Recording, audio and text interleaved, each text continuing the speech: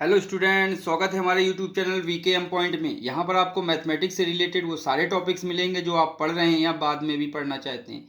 ऐसे टॉपिक्स जो आपको क्लासरूम में कठिन लगते हैं या बोरिंग फील कराते हैं, लेकिन हम आपको देंगे उनका सिंपल और इंटरेस्टिंग वे में कंटेंट। तो सभी लोग हमारे यूट्यूब चैनल को सब्सक्राइब कर लें और दूसरों को शेयर करें। तो चलिए आज का टॉपिक स्टार्ट करते हैं। बच्चों, आज का हमारा टॉपिक है graphical method. Linear programming problem के क्वेश्चंस को हम लोग ग्राफिकल मेथड से कैसे सॉल्व करते हैं, ये आज हमारा टॉपिक है। The topic now we can start. What is a linear programming problem? First we can define what is a linear programming problem. The problem of LPP contain the short form of linear programming problem is called LPP. The problem of LPP contains three parts. First part is objective function, second part is constraint equation. Constraint equation means होता है बेटा conditions and non-negative restrictions. Okay. The objective function is a function which optimize, maximize और minimize Z. बेटा objective function वो function होता है जो या तो क्वेश्चन में दिए अनुसार मैक्सिमाइज करे या क्वेश्चन में आपको अगर दिया है तो मिनिमाइज करे।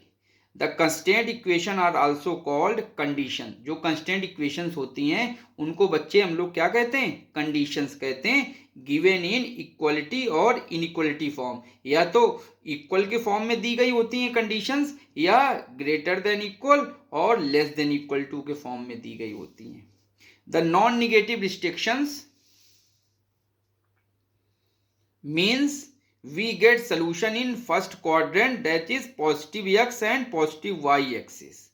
मीन्स बेटा नॉन निगेटिव रिस्ट्रिक्शंस का मतलब होता है कि आपको रिस्ट्रिक्ट किया जा रहा है कि जो आपकी x और y की वैल्यूज होंगी वो पॉजिटिव होंगी, और x और y की दोनों वैल्यू अगर पॉजिटिव होगी तो हमारा बेटा कौन सा क्वाड्रेंट होता है? हमारा फर्स्ट क्वाड्रेंट होता है। मीन्स यहाँ पर बेटा एक्स वाई भी ले सकते हैं, या एक्स वाई की जगह हम लोग मोस्टली x1 कामा x2 लेते हैं। तो x1 कामा x2 की value greater than equal to 0 होगी, मतलब फर्स्ट क्वाड्रेंट में होगी। इसको कहते हैं non negative restriction conditions. In LPP problem all objective function constant and non negative restriction, मतलब LPP में सभी चीजें, ऑब्जेक्टिव फंक्शन, कंस्टेंट्स मतलब कंडीशंस और नॉन निगेटिव रिस्ट्रिक्शन, ये सभी कैसे होते हैं बेटा? लीनियर फंक्शन होते हैं। ठीक है, इसी कारण that is why we called linear programming problem. इसी कारण बेटा यहाँ पे वर्ड लीनियर लगा है कि ऑब्जेक्टिव फंक्शन, कंस्टेंट और नॉन निगेटिव रिस्ट्रिक्शन सब लीनियर होती हैं, then it is called linear programming problem. Solution of LPP. So what is a solution of LPP? In constraint means condition, there are some linear equations. When we solve these linear equation we get, जो बेटा आपकी conditions दी गई होती हैं या constant दी गए होते हैं उनको बेटा हम लोग सॉल्व करते हैं, और जब सॉल्व करते हैं तो हमारा क्या होता है? या तो नो सोल्यूशन निकलता है, या तो वन सोल्यूशन निकलता है, या तो मोर देन वन सोल्यूशन निकलता है। मोर देन वन सोल्यूशन को बेटा इनफाइनाइट नंबर ऑफ सोल्यूशंस कहते हैं। These solution are known as solution of LPP। Means constant equation को सॉल्व करो, जो उसके सॉल्यूशंस आते हैं वो सॉल्यूशन हमारे LPP के सॉल्यूशन कहलाते हैं। अब ये बेटा सॉल्यूशन निकालेंगे कैसे? LPP के सॉल्यूशन कैसे निकालेंगे? There are several methods to solve LPP. Some of them are, number first is graphical method, simplex method and others method. बेटा ये जो LPP का सलूशन हम लोग कैसे निकालते हैं? या तो ग्राफिकल मेथड से निकालिए, या तो सिंप्लेक्स मेथड से निकालिए, या और भी बहुत मेथड होते हैं। बिग एम मेथड होता है, टू फेज मेथड होता है, डुअलिटी मेथड होता है, उनसे निकालिए। Here we discuss graphical method. यहां पर हम लोग क्या डिस्कस करेंगे? ग्राफिकल मेथड डिस्कस करेंगे। Then what is a graphical method बेटा? चलिए हम लोग डिस्कस करते हैं इसको। Graphical method is the important method to solve LPP of two variables. Two variables की एलपीपी आपको दी गई है, तो हम लोग किससे सॉल्व करेंगे? ये हमारा इंपॉर्टेंट मेथड है ग्राफिकल मेथड। बेटा अगर दो से ज़्यादा भी दी गई हो, तीन वेरिएबल्स में भी दिया हो, तब भी हम लोग ग्राफिकल मेथड का यूज कर सकते हैं।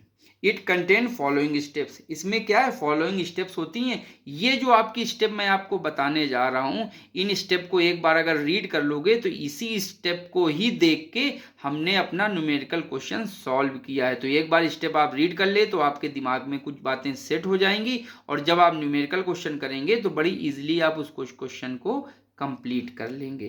तो स्टेप फर्स्ट में क्या होता है? First we draw given constant equation in X Y axis. जो बेटा आपको कंडीशन दी गई होती हैं, कंस्टेंट जो दिए गए होते हैं, उनको सॉल्व करके ड्रॉ करना है बेटा, ड्रॉ करना है। कहाँ ड्रॉ करोगे?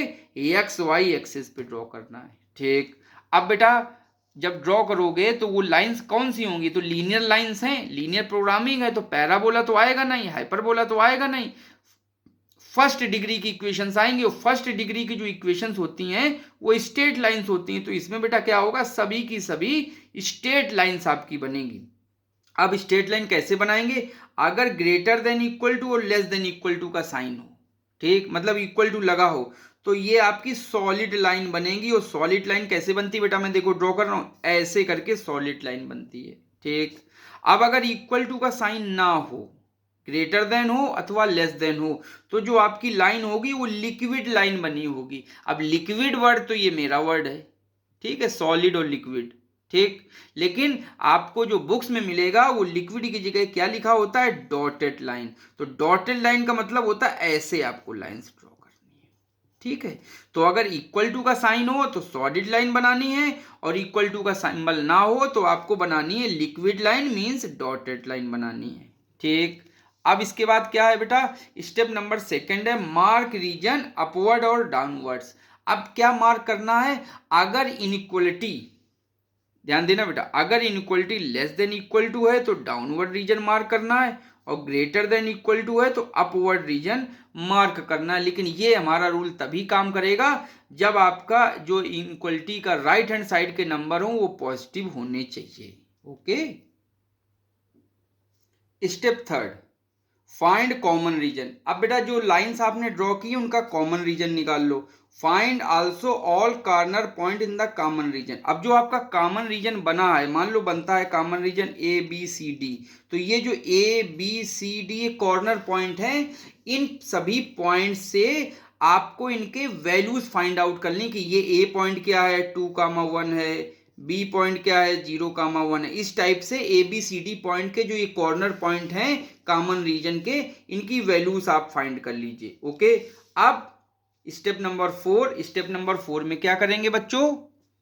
Choose that point who maximize Z. अब आपको वो पॉइंट चुनना है जो मैक्सिमाइज करे या मिनिमाइज करे। अब मान लो आपका क्वेश्चन मैक्सिमाइज में दिया गया है कि मैक्सिमम जेड फाइंड आउट करना है, तो वो आपको पॉइंट लेना है जिसमें सबसे ज्यादा जेड मिल रहा हो। ओके, और अगर आपका क्वेश्चन मिनिमाइज जेड में दिया गया है तो वो आपका पॉइंट लेना है, कौन सा पॉइंट लेना है? जिसमें सबसे जेड की कम वैल्यू आ रही हो, वही पॉइंट हमारा आंसर होगा। ठीक है, that is the point value of x1 x2, this is our solution और आंसर ऑफ एलपी। बस आ गया आपका आंसर और सोल्यूशन। ठीक, अब कंप्लीट हो गया। ये थोड़ा सा एक्स्ट्रा है आपके लिए, ठीक है, बाकी अभी तक जितनी स्टेप्स हैं उसी से हमारा क्वेश्चन कंप्लीट हो जाएगा। थोड़ा एक्स्ट्रा है, वो क्या है? जो ऑप्टिमल लाइन होती है मैक्सिमम जेड या मिनिमम जेड की, उसको बेटा जीरो करो। कर लिया, जीरो करने के बाद x1 की वैल्यू होती है कोफिशिएंट ऑफ x2, और x2 की वैल्यू होती है कोफिशिएंट ऑफ x1। मतलब इन मैक्सिमम जेड लाइन को जीरो कर दो, कर दिया, और जीरो करने के बाद x1 की वैल्यू मिलेगी कैसे? कोफिशिएंट ऑफ x2 के बराबर, और x2 की वैल्यू मिलेगी कोफिशिएंट ऑफ x1 के, लेकिन इसका निगेटिव कर देंगे। ओके, अब x1 का मतलब होता है y एक्सिस से, और x2 का मतलब होता है x1 का मतलब होता है x एक्सिस की वैल्यू से, और x2 का मतलब होता है y एक्सिस की वैल्यू से। अब ड्रॉ पैरेलल लाइंस अब ड्रॉ पैरेलल लाइंस करिए बेटा, ड्रॉ करिए। तो ड्रॉ पैरेलल लाइंस करेंगे if optimal line reach at a single point. अगर ये हमारी ऑप्टिमल लाइन सिंगल पॉइंट पे रीच करती है, कहां पर, कॉमन रीजन में, then it is called unique solution. If optimal line reach at the line, मान लो हमारी लाइन जो आ रही है ऑप्टिमल लाइन, वो एक लाइन के ऊपर चढ़ जाए, मतलब ऐसे आए उसी लाइन के ऊपर फिर से ओवरलैप कर जाए, तो हमें कौन से सोल्यूशन मिलेंगे, इनफाइनाइट नंबर ऑफ सोल्यूशन मिलेंगे। Okay, if region is unbounded, third case, अगर हमारा रीजन अनबाउंडेड है और optimal line can not reach at optimum, हमारा रीजन अनबाउंडेड है और अगर मैक्सिमम जेड मांग रहा है तो मैक्सिमम जेड हमको ना मिल पा रहा हो, और मिनिमम जेड मांग रहा हो तो मिनिमम जेड भी ना मिल पा रहा हो, then this case our solution is unbounded solution. Last case है, if there are two regions, हमारे पास दो रीजन्स हैं और ऑप्टिमल जो लाइन है वो can not reach optimum point in both region simultaneous, मतलब हमारे पास दो रीजन तो हैं लेकिन वो दोनों रीजन में दोनों अलग अलग शो कर रहे हैं, एक साइड का शो कर रहा है, दूसरा अपोजिट साइड को शो कर रहा है। और तो जब दोनों अलग अलग साइड को शो करेंगे तो हमको कोई कॉमन रीजन नहीं मिलेगा, और जब बेटा कोई कॉमन रीजन नहीं मिलेगा then it is called no solution. चलिए बच्चों, एक वेरी इंपॉर्टेंट क्वेश्चन हम लोग ग्राफिकल मेथड का करते हैं। This is a important question. Okay, solve the LPP by graphical method. Maximum Z equal to 3x1 plus 2x2, ये हमारा बेटा मैक्सिमम जेड दिया गया, मीन्स हमको मैक्सिमम जेड जिस पॉइंट पे मिलेगा, सबसे ज्यादा जिस पॉइंट पे मिलेगा वही पॉइंट हमारा सोल्यूशन होगा। कंडीशंस आपको क्या दी गई हैं, -2x1 plus x2 less than 1, x1 less than equal to 2, x1 plus x2 less than equal to 3, और नॉन निगेटिव रिस्ट्रिक्शन दिए गए हैं x1 greater than equal to 0, x2 greater than equal to 0। इन दोनों को ग्रेटर देन इक्वल टू 0 का मतलब है हमको फर्स्ट क्वाड्रेंट में ही कॉमन रीजन चाहिए, फर्स्ट क्वाड्रेंट मतलब दोनों पॉजिटिव ही सोल्यूशन चाहिए हमको। ठीक, तो बच्चों चलो करते हैं बेटा हम लोग अपना सोल्यूशन, इंपॉर्टेंट क्वेश्चन है बच्चों। इसमें बेटा देखो, ये जो पहला मैक्सिमम जेड होता है उसको ऑब्जेक्टिव फंक्शन कहते हैं, ठीक, और जो ये आपके पास कंडीशन 3 दी गई हैं इनको कहते हैं कंस्ट्रेंट्स इक्वेशन या कंडीशंस। ये भी आपको याद रखना है बेटा, ठीक है। तो ये जो आपके पास कंस्ट्रेंट्स होते हैं या कंडीशंस होती हैं ये, और ये जो लास्ट में बेटा जो आपका लिखा हुआ है, देखिए लिख रहा है ना, x1 greater than 0, x2 greater than equal to 0, तो ये नॉन निगेटिव रिस्ट्रिक्शंस कंडीशंस होती हैं। आप सबसे पहले बेटा जो ये कंडीशंस दी गई हैं, कांस्टेंट दी गए हैं, इनको बेटा सॉल्व करना है, इनको सॉल्व करना है। तो जहां पे ये लेस देन ग्रेटर देन बना उससे कोई फर्क नहीं पड़ेगा, सब जगह इक्वल टू करके इनको सॉल्व कर दो, ठीक, मतलब चाहे ग्रेटर देन हो, चाहे लेस देन हो, चाहे लेस देन हो, चाहे ग्रेटर देन, कुछ भी हो, सबको इक्वल टू मान के इनको सॉल्व कर दो। तो कैसे सॉल्व करेंगे, तो देखिए बेटा सॉल्व करते हैं।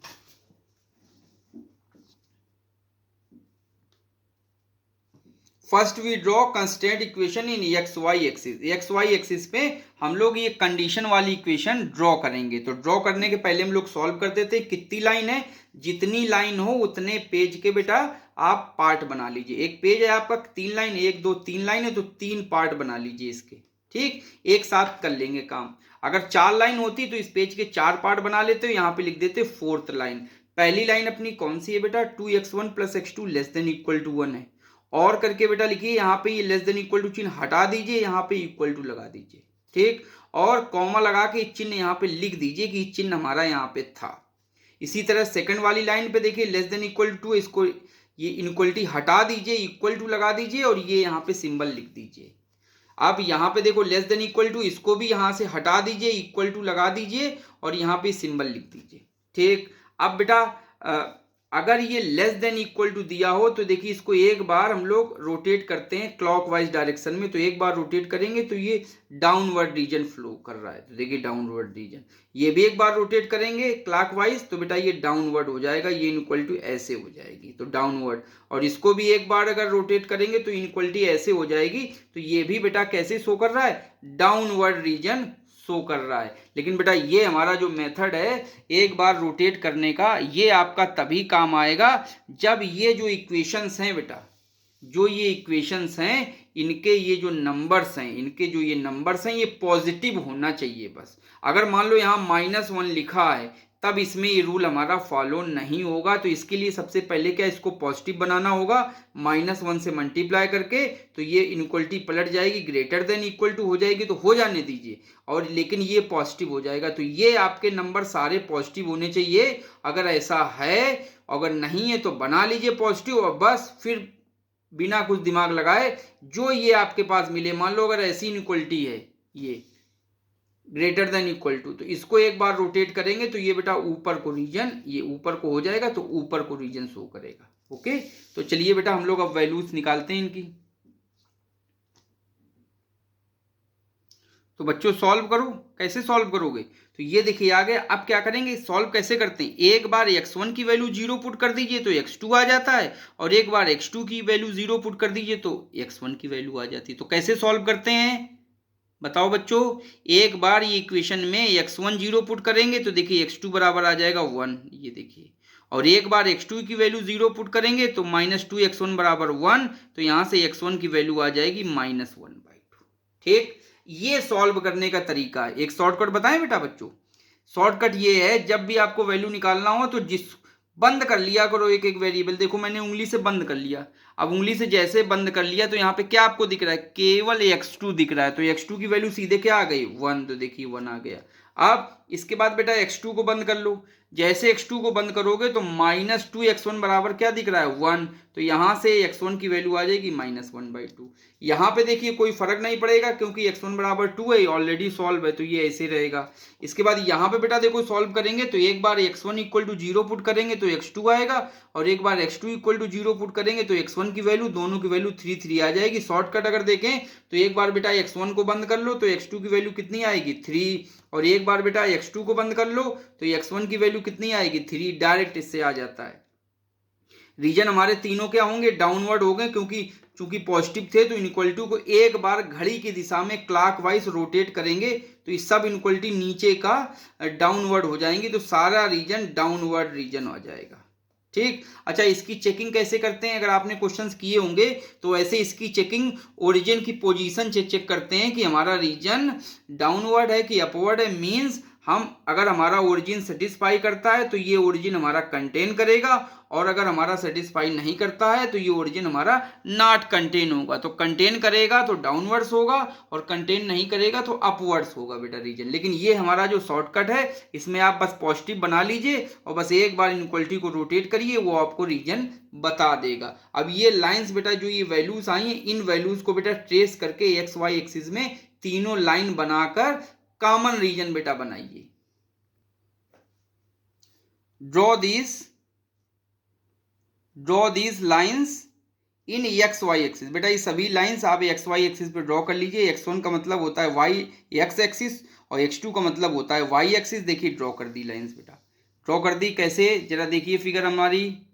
सब लोग बेटा अपना अपना ड्रॉ करोगे, फिर हमारा फिगर देखोगे तो ज़्यादा सही रहेगा। तो सबसे पहली वन लाइन देखिए, ये वन लाइन है, ये वन लाइन ऐसे हमने ड्रॉ की। ये देखिए -1/2, और यहाँ पे 1 -1/2 इधर आएगा और 1 ये, तो देखिए ऐसे ड्रॉ कर दी। और ये कौन सा रीजन था, डाउनवर्ड, तो इसका रीजन ये डाउनवर्ड्स आ जाएगा। ये एरो मैंने लगा दिए हैं। इक्वेशन 1 यहाँ पे लिख दीजिएगा कि पहली इक्वेशन है। इक्वेशन 2 क्या थी बेटा, x = 2 थी, x1 = 2 थी, तो ये आपका 2 है, तो ये सीधी लाइन ऐसे ड्रॉ कर दी बेटा। इसका जो रीजन होगा वो डाउनवर्ड है, तो ये अंदर की ओर रीजन होगा बेटा, ये डाउनवर्ड।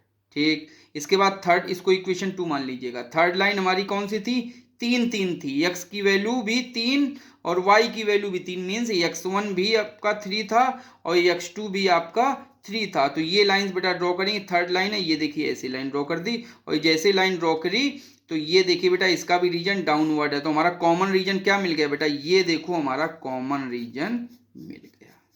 ठीक, ये बड़ा सा। अब इसके कार्नर वाले पॉइंट्स कौन कौन से बने, जो रीजन आपका बनता है उसके जो पॉइंट्स होते हैं वो कार्नर के पॉइंट्स कहलाते हैं। ये पॉइंट, ये पॉइंट, ये और ये सारे पॉइंट कॉर्नर पॉइंट्स हो जाएंगे। तो आवर कॉमन रीजन क्या हो गया बेटा, देखो इसमें our common region is O, A, B, C, D. O, our corner points are O, A, B, C, D. ये है बेटा। अब इन कार्नर पॉइंट्स की वैल्यू बस निकाल लीजिए। तो we find these corner points. पहले सबसे पहले जी ओ की वैल्यू, ओ का मतलब है ओरिजिन, तो ओरिजिन की वैल्यू कितनी बेटा 0 0। अब ए पॉइंट की वैल्यू निकालिए, तो ए है 2 पे था, तो 0 कामा 2 कामा 0 हो जाएगा बेटा। वाई एक्सिस यहाँ पे 0 रहेगी, वाई की वैल्यू। बी की वैल्यू बेटा ये निकालिए बी, तो बी की वैल्यू कैसे निकलती है बेटा, ये बी की वैल्यू, तो बी की वैल्यू बेटा ये इक्वेशन 2 और इक्वेशन 3 का सॉल्यूशन है, इंटरसेक्शन है। तो देखिए यहाँ पे मैंने लिखा है बी पॉइंट हमारा कैसे मिलेगा, सॉल्विंग इक्वेशन 2 एंड 3, क्योंकि इसके इंटरसेक्शन पे ये पॉइंट बैठा हुआ है। तो सॉल्विंग इक्वेशन 2 एंड 3, तो x1 बराबर 2 है, ये 2 है, और x3 थी, तीसरी इक्वेशन थी हमारी x1 plus x2 equal to 3, दोनों को सॉल्व कर दीजिए तो x2 की वैल्यू आ जाएगी 1। तो ये हमारा पॉइंट बन गया 2 कामा 1। ठीक, अब आते हैं बेटा सी पॉइंट। सी पॉइंट, अब ये आपने वैल्यू तो हमने बेटा सॉल्व करके लिख दी है, ये तो अभी नहीं आएगी, ये आपको सॉल्व करना पड़ेगा। देखिए मैंने एरो बनाया हुआ है। सी कैसे नहीं लेगा बेटा, तो सी जरा ऊपर देख लो आके बेटा अपने फिगर में। सी हमारा ये पॉइंट है, ये हमारा पॉइंट इक्वेशन 1 और इक्वेशन 3 के इंटरसेक्शन पे है। मतलब सी पॉइंट जब 1 और 3 को सॉल्व कराएंगे तब हमको सी पॉइंट का x1 x2 मिलेगा। तो बेटा सॉल्व कर दें। देखिए यही मैंने लिखा हुआ है, solving equation 1 and 3 we get C point. तो बेटा -2x1 plus x2 equal to 1 और x1 plus x2 equal to 3, इन दोनों को आपस में सब्ट्रैक्ट अगर कर दें तो ये माइनस ये माइनस ये माइनस, तो ये कैंसिल हो जाएगा। तो -3x1 इक्वल टू आएगा -2, यहाँ से x1 की वैल्यू आ जाएगी 2/3, और ये x1 की वैल्यू यहाँ पे पुट कर दें तो x2 की वैल्यू आ जाएगी 3 माइनस ये इधर आएगा 3 माइनस 2/3, तो 9 माइनस 2/3, तो 7/3 आ जाएगा। मतलब x1 की वैल्यू आपकी आ गई 2/3 और x2 की वैल्यू आ गई 7/3। तो देखिए बेटा यही पॉइंट हमारा आ गया 2/3 7/3। अब डी पॉइंट और बचा है, डी जरा देख लीजिए कहाँ पर है बच्चों। डी पॉइंट हमारा है ये वाई एक्सिस, तो वाई एक्सिस पे है तो इसका मतलब x की वैल्यू 0 होगी, और ये 1 पे जा रहा है वाई एक्सिस का, तो आ जाएगी वैल्यू 0,1 पे है पॉइंट। तो डी पॉइंट हमारा देखिए आ गया 0,1। तो जितने भी कार्नर पॉइंट्स आपको दिख रहे हैं बेटा उन सब की आपको वैल्यू फाइंड आउट करनी है। तो निकाल ली होगी आपने। अब जो आपका मैक्सिमम जेड है वो बेटा रख दो, तो जिसमें सबसे ज्यादा वैल्यू मिलेगी वही हमारा आंसर होगा और वही हमारे पॉइंट्स आंसर के पॉइंट्स कहलाएंगे। अगर मिनिमम जेड होता तो जिसमें सबसे कम आंसर मिलता वो हमारे पॉइंट्स x1 x2 होते और मिनिमम जेड वो वैल्यू होती। बच्चों देखिए एक टेबल बना लीजिए, ये पॉइंट x1 कामा x2 है, और मैक्सिमम जेड क्या है आपके क्वेश्चन में क्या दिया है, maximum Z equal to 3x1 plus 2x2। बेटा मैक्सिमम जेड ना दिया हो मिनिमम जेड दिया हो तो यहाँ पे लिख देना मिनिमम जेड इक्वल टू जो भी दिया हो। पॉइंट हमारे x1 कामा x2 थे, ओ पॉइंट था, ए पॉइंट था, बी था, सी था और डी पॉइंट था, ये पॉइंट थे। अब बेटा ओ पॉइंट है, ओ पॉइंट ये है x1 कामा x2, तो मैक्सिमम जेड बेटा ये हमारे क्वेश्चन में दिया है, x1 की वैल्यू 0 है, x2 की वैल्यू 0, तो यहाँ से मैक्सिमम जेड कितना मिल गया, देखिए 0 मिल गया। ठीक, अब बेटा और वैल्यू पुट करो, तो जल्दी जैसे वैल्यू पुट करोगे तो अब ए की वैल्यू पुट करते हैं बेटा, ए की, तो ए की वैल्यू 2,0 है, तो 2,0 पुट करोगे तो आएगा 6। 2,1, तो 2,1 पे देखिए वैल्यू कितनी आई, पहले हमने पुट कर दिया 2 यहाँ पे x1 की जगह, तो 3 2 6 और 1 पुट किया तो 2 1 2, तो आ गई वैल्यू 8। ठीक, अब इसके बाद बेटा सी की वैल्यू पुट करिए 2/3 7/3, तो इसकी वैल्यू यहाँ पुट करेंगे तो आएगा 6.6, इसको सॉल्व कर लीजिए बेटा। ठीक, डी की वैल्यू 0,1 पुट करेंगे तो मैक्सिमम जेड आ जाएगा 2। ठीक, अब बेटा इस टेबल में अगर गौर करें हमको क्या चाहिए, मैक्सिमम जेड चाहिए, तो मैक्सिमम जेड सबसे ज्यादा क्या है, 0 है, 6 है, 8 है, 6.6 है, 2 है, तो मैक्सिमम जेड आ रहा है ये वाला 8 आ रहा है, तो बस यही हमारा आंसर आ गया। तो मैक्सिमम जेड हमारा आंसर आ गया 8, और इसके जो करस्पॉन्डिंग पॉइंट हैं आपके ये x1 और ये x2 is the solution of by graphical method. ठीक, तो बच्चों नोट कर लो, बस आंसर आ गया, देख लीजिए, here maximum Z is 8 for point B 2,1, hence our solution is x1 equal to 2 and x2 equal to 1 and maximum z is 8। तो maximum Z चाहिए था, तो इसको देख के हमारा देखिए सोल्यूशन मिल गया। ओके, तो दिस इज अवर सोल्यूशन। बेटा कैसा लगा हमारा ये क्वेश्चन? एक ही मास्टर क्वेश्चन है। इस क्वेश्चन को जैसे मैंने आपको सॉल्व किया है, प्लीज बेटा इसी तरीके से आप इसको ध्यान से इसको देखिए वीडियो और सॉल्व करिए। कोई भी एग्जाम में क्वेश्चन आएगा वो आपसे बच नहीं सकता है। अच्छा बच्चों, अगर यहाँ पे मिनिमम जेड आपका क्वेश्चन में दिया गया हो तो वी टेक मिनिमम वैल्यू, तब आपको सबसे कम जो वैल्यू आएगी उस पर आंसर चाहिए और करस्पॉन्डिंग पॉइंट हमारा सोल्यूशन होगा उस एलपीपी का बाय ग्राफिकल मेथड। बच्चों अब आपको हम कुछ प्रैक्टिस के क्वेश्चन देते हैं, उन क्वेश्चन को आप कंप्लीट करिए। My first question is solve by graphical method. This is maximum z 6x1 plus x2 and these are the condition 2x1 plus x2 greater than equal to 3, x1 minus x2 greater than equal to 0. This is x1 comma x2 greater than 0 equal to r non negative restriction. इसका बेटा जो answer आएगा वो unbounded solution होगा। Means हमको solution bounded नहीं है, हमको कॉमन रीजन बाउंडेड नहीं मिलेगा। जब मैक्सिमम जेड आप निकाल रहे होगे तो ऊपर का रीजन खुला हुआ मिलेगा, जिसमें हम आपको ना x1 की वैल्यू ना x2 की वैल्यू निकाल नहीं सकते हैं। So this is solution is unbounded solution. Second question बेटा, solve the LPP by graphical method.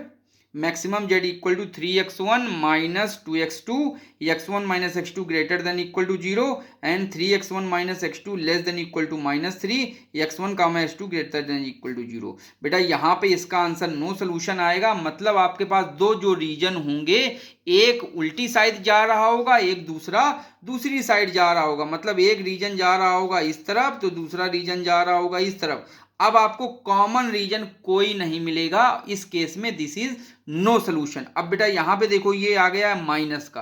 अब हमारा रूल क्या होता है, जो हम लोग इनइक्वालिटी को अपवर्ड और डाउनवर्ड एक बार क्लॉकवाइज घुमाते हैं, तो अब यहाँ पे नहीं कर पाओगे। तो इसके लिए पहले इसको पॉजिटिव बना लीजिए, -1 का मल्टीप्लाई करके, तो -3x1 plus x2 greater than equal to 3 बन जाएगा। अब इस इक्वेशन पे हमारा वो क्लॉकवाइज वाला रूल काम कर जाएगा, क्योंकि राइट हैंड साइड बेटा पॉजिटिव होना चाहिए। तो इस वाले क्वेश्चन में हमको साइमल्टेनियस दो रीजन नहीं मिलेंगे, जो कॉमन रीजन मिलेगा वो मिलेगा ही नहीं। So this is our no solution. तो this is our practice question. कैसा लगा बेटा हमारा ग्राफिकल मेथड सोल्यूशन? कमेंट में जरूर बताइएगा। प्लीज हमारे चैनल को सब्सक्राइब करें। बेटा आपके अगर कोई रिलेटिव्स में भी मैथमेटिक्स पढ़ना चाहता है या पढ़ रहा है तो प्लीज एक बार हमारे इस चैनल को रिकमेंड जरूर करिएगा। Okay, thank you, have a nice day बच्चों।